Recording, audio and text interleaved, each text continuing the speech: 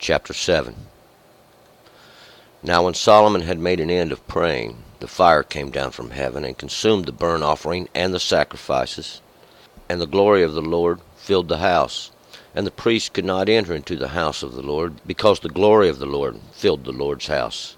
And all the children of Israel looked on, when the fire came down, and the glory of the Lord was upon the house. And they bowed themselves with their faces to the ground upon the pavement, and prostrated themselves, and gave thanks unto the Lord, for he is good, for his mercy endureth forever. And the king and all the people offered sacrifice before the Lord.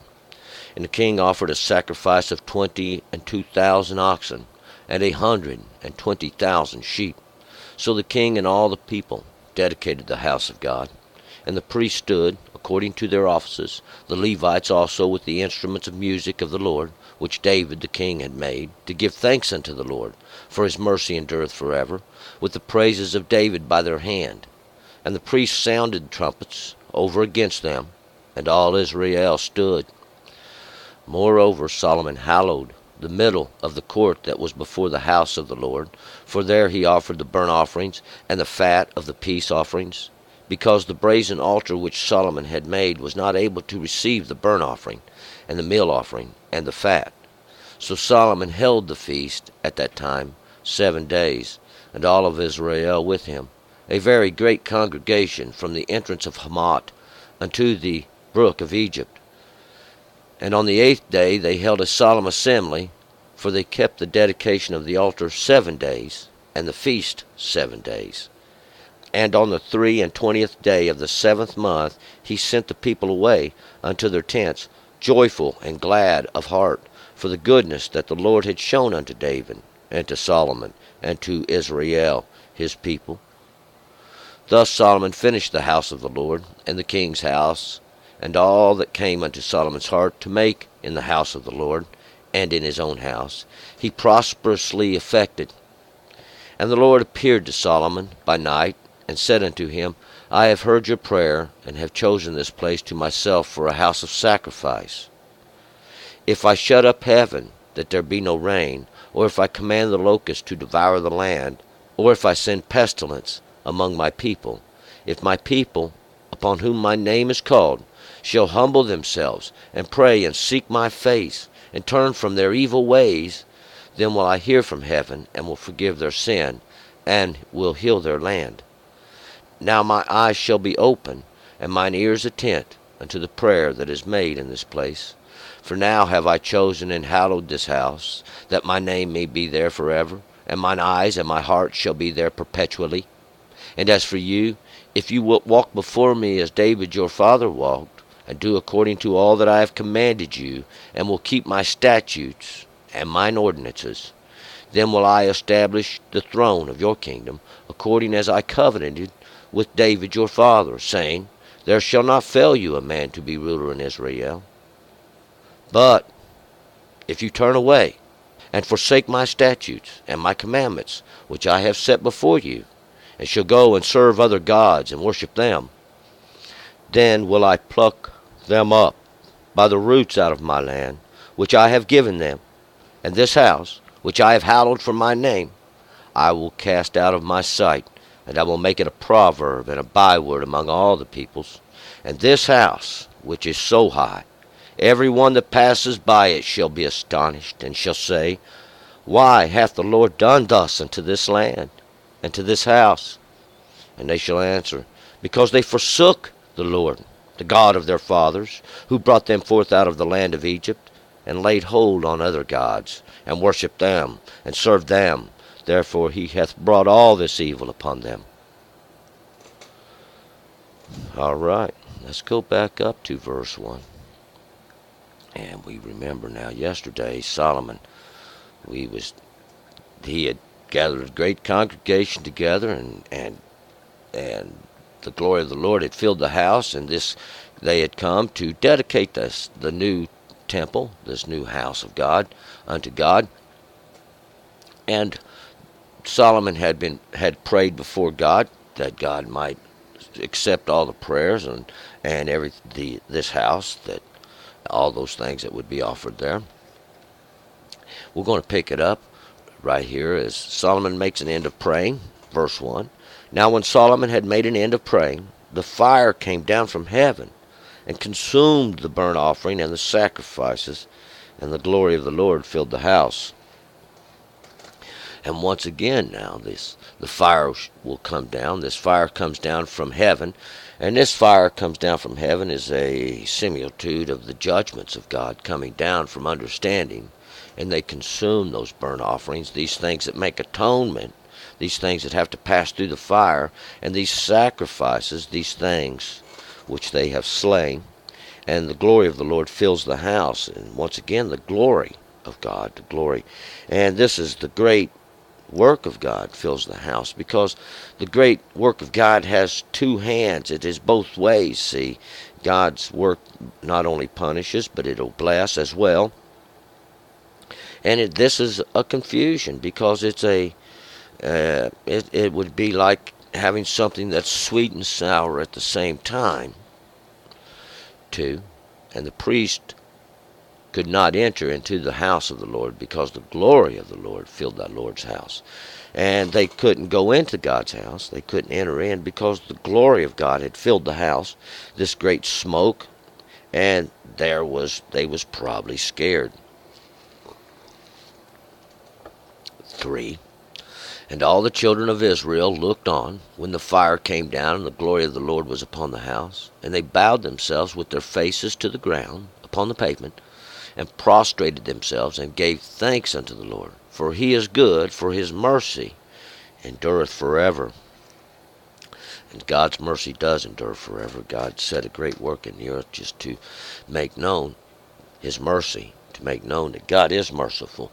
God is good to forgive. God can forgive, because it's him who we sin against. And when the children of Israel seen this fire come down from heaven, this judgment coming down from understanding even, and it consumed all the sacrifices off the altar, they bowed themselves. They didn't just bow themselves with their faces, these things, even all their faces being made plain, those things which are made plain to the ground, that would be the earth, but unto the pavement. And the pavement is that it's a hard, firm place that's made. It's little stones set one against another, and they prostrated themselves. And this prostrated is to spread yourself flat out on the ground. And they gave thanks unto the Lord. 4. And the king and the people offered sacrifice before the Lord. And they would offer sacrifices, and this would be the number of sacrifices that they would offer. 5. And the king offered a sacrifice of 22,000 oxen. And these sacrifices are these things that are slain. This is to be slain, and we'll find out they were offered up. And these oxen that were slain, oxen is a reference to a larger cattle. It would be the larger cattle which would bear the yoke, pull, plow, do this, carry burdens and stuff like this, whereas the lesser cattle, this sacrifice of this greater cattle is 20 and 2,000. 20 is always going to be redemption, because it's 2 tens, and that is to witness the law. And these 2,000, we can witness the fulfillment. 1,000 is the greater fulfillment of all things, and of the oxen, those that will pull, those that will do the work of God, and 120,000 sheep. And these sheep are the lesser cattle. These are the lesser cattle. These would represent the people. These would represent the flock. These would represent those that can be led.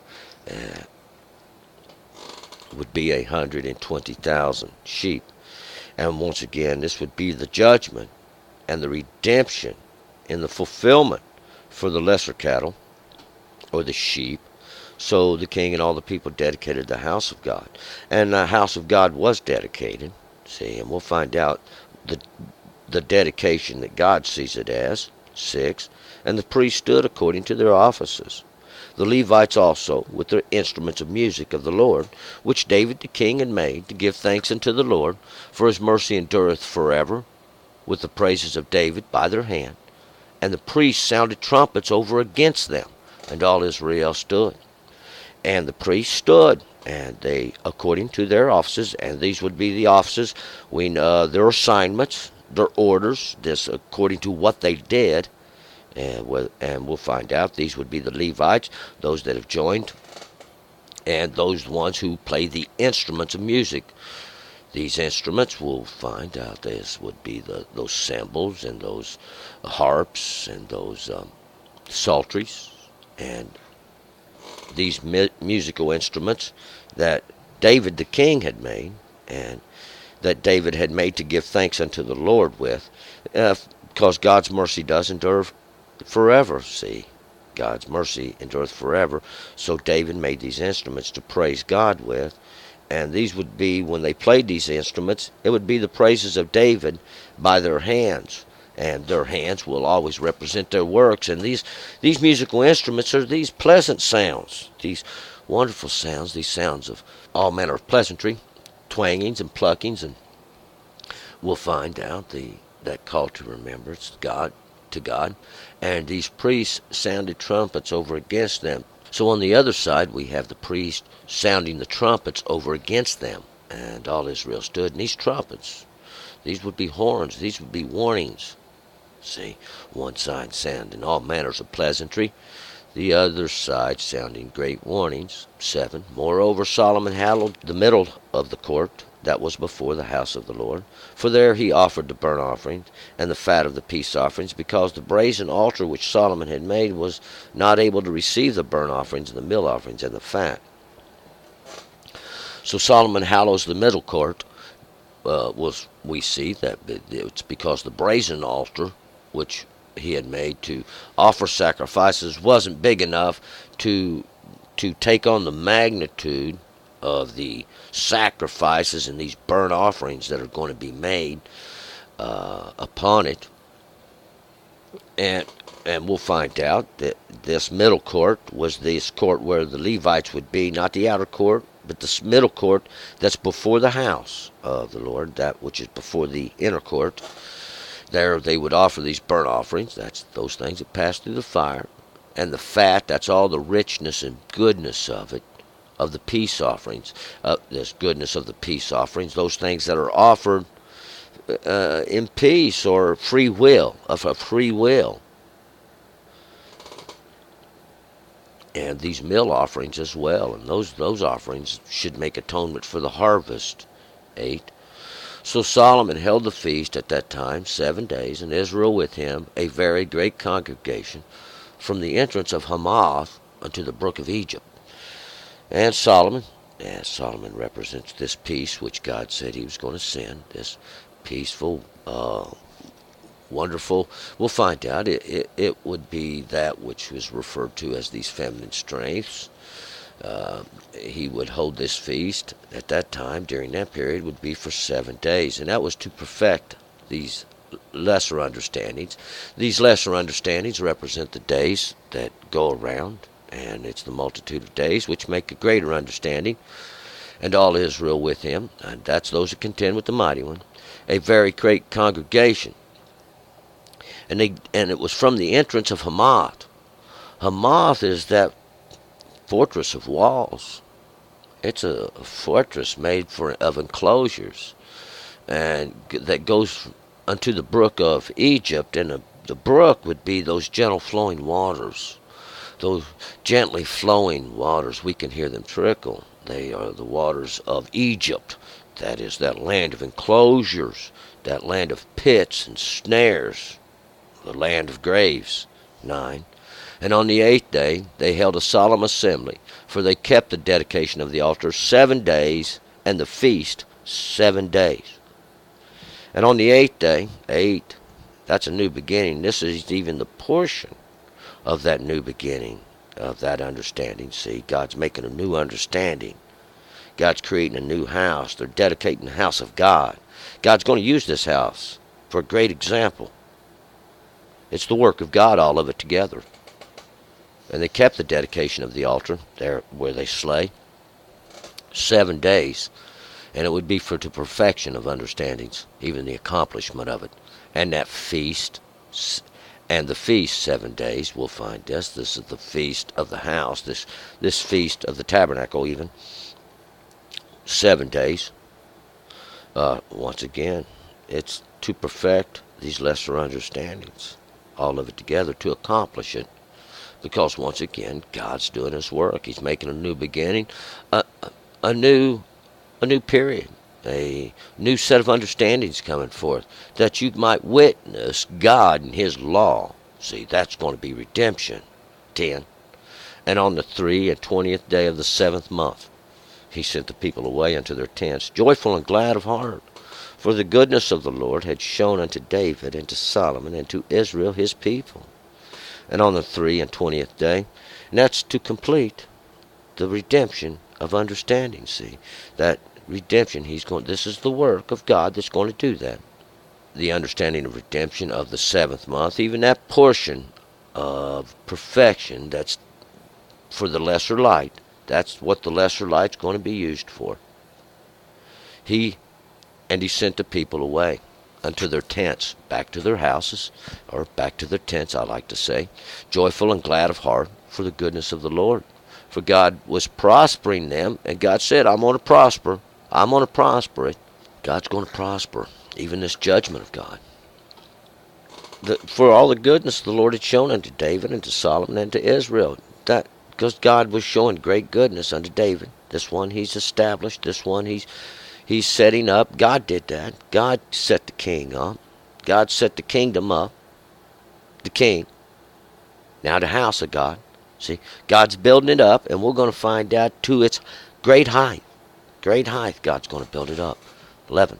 Thus Solomon finished the house of the Lord and to the king's house, and all that came into Solomon's heart to make into the house of the Lord, and in his own house he prosperously effected.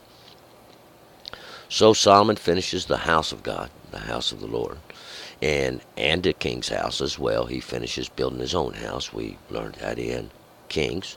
And all that came into Solomon's heart. So everything that Solomon wanted to do, Solomon did. Everything that come into his understanding, his imaginations even, to make in the house of the Lord and in his own house, he prosperously effected. And to prosperously effect is to successfully accomplish or successfully do. 12. And the Lord appeared to Solomon by night and said unto him, I have heard your prayer and have chosen this place to myself for a house of sacrifice. And the Lord appears to Solomon by night, and this would probably be at night when he's asleep or during the darkness. I have heard your prayer and have chosen this place to myself for a house of sacrifice. And God heard the prayer of Solomon, this peace that God had sent, that He said He would send. And He chose this place, even this house that we're talking about, this house of God that had been dedicated for a house of sacrifice, and that is where they will slay. 13. If I shut up heaven, that there be no rain, or if I command the locusts to devour the land, or if I send pestilence among my people, and for God does all these things. God has the ability to shut up the heavens. That's understanding, where there be no rain, or the sky, that the rain don't fall on the crops. It's all a similitude of understanding. God's trying to give you some understanding. And He commands the locusts to devour the land. And these locusts are the devourers. These are the devourers to devour the land. And this is every good thing that God gives. And if He sent pestilence among my people, sickness, disease, strife, contention, and trouble, see, immorality and degradation of society. 14. If my people upon whom my name is called shall humble themselves and pray and seek my face and turn from their evil ways, then will I hear them from heaven and will forgive their sin and will heal their land. If my people upon whom my name is called, and these are those that call upon the name of God, for there's only one God, see, and we learned a long time ago that He made all the others for everybody else to bow down to. But He said, don't do that. That's who we're talking to. If you will humble yourselves and pray and seek my face. Seek the face of God, his understandings, the face, those things that God makes plain in the earth. That's the judgments from his law. And turn from your evil. Turn from their evil. Turn. See, turn. You got to turn from evil. All you got to do is ask God to turn you, and he'll begin to turn you. The moment it enters into your mind, then will I hear from heaven, and will forgive their sins, and will heal their land. And God will. He will hear from heaven. He will hear from those places of understanding, and he will forgive your sin. God forgives sin. He is the one that put you there as your just reward for what you've done. Turn, God says. 15. Now mine eyes shall be open, and mine ears attent unto the prayer that is made in this place. And now my eyes shall be open. I'll be looking toward that. And mine ears attent. I'll be listening for these prayers that says, turn me, Lord, turn me. 16. For now I have chosen and hallowed this house, that my name may be there forever, and mine eyes and my heart shall be there perpetually. And now, God, this house that was built, that God's going to use for a great and magnificent and marvelous work, my name shall be there forever. Mine eyes, I'll be looking toward it, and my heart, all my understandings, shall be there perpetually, forever, and that's without end. 17. And as for you, if you will walk before me, as David your father walked, and do according to all that I have commanded you, and will keep my statutes and mine ordinances, as for you, he was talking directly to Solomon, if you will walk before me as David your father walked, and that's according to the law, and David sinned. Yes, David sinned, for there is no man that has not sinned. See, there's no man that has not sinned. David turned to God quickly when he sinned. When God said, you've sinned, David turned. Said, forgive me, Lord, forgive me. And we'll see God punished and God forgive, because that's how it works. He's saying, obey my law, obey my statutes, obey my ordinances like David your father did. 18. Then I will establish the throne of your kingdom, according as I covenanted with David your father, saying, there shall not fail you a man to be ruler in Israel. And that's all that was required, to obey the statutes and ordinances of God. God said, I will establish your throne and your kingdom, just like I agreed with David your father, saying, there shall not fail you a man to be ruler in Israel. And this is a great thing. This is a great thing. And it was the same requirement that was required of anybody else in the kingdom. There's nothing required of the king that wasn't required of anybody else. See, obey the law, keep the covenant that I made with you in the beginning. 19. But if you turn away and forsake my statutes and my commandments, which I have set before you, and shall go and serve other gods and worship them.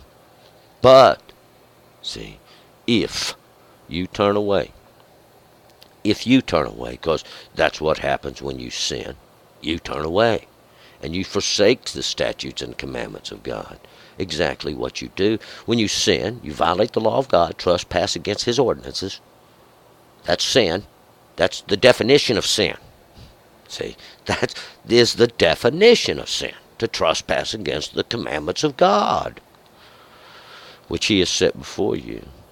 And you go and serve these other not gods and worship them, these sticks and stones, these imaginations of men, these things they've sawed up. Somebody whittled them something out, set them up a little pillar, made them a statue, said, bow down to this, whatever. 20. Then will I pluck them up by the roots out of my land, which I have given them. And this house, which I have hallowed for my name, will I cast out of my sight, and I will make it a proverb and a byword among all peoples. That would be the punishment, see, for violating the law of God. He would pluck them up by the roots, and we're talking about the kings. That's who we're talking about. out of my land which I have given them, because it's the kingdom of God. It belongs to God. He loaned it to the king to take care of, see. And we'll find out this house, this place which God had hallowed, he'd set it aside for his name, he would cast out of his sight. He would make it a proverb and a byword. That's something that's thought about and remembered, but can't be found no more.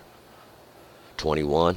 And this house, which is so high, every one that passes by it shall be astonished, and shall say, Why hath the Lord done thus unto the land, and to this house?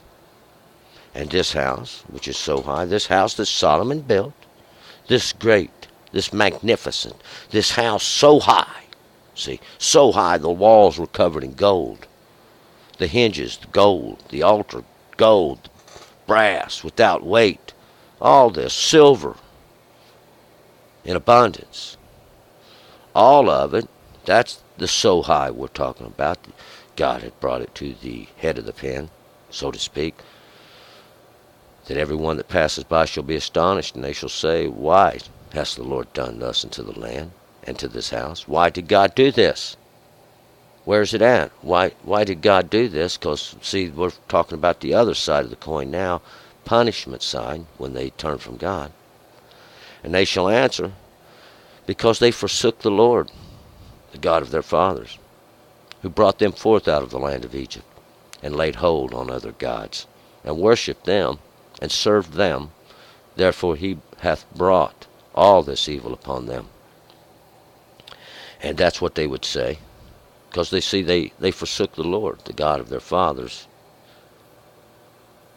who brought them forth out of the land of Egypt, who brought them forth out of the land of enclosures, out of that land of traps, out of that land of snares, out of that land of the written laws of men, these words of men, these traps of men, these half men, half gods, all this pantheon of not a gods that they worshiped there.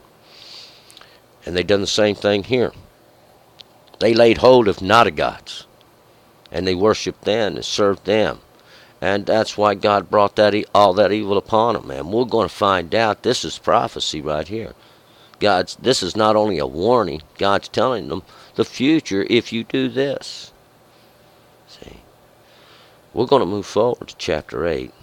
God says turn and return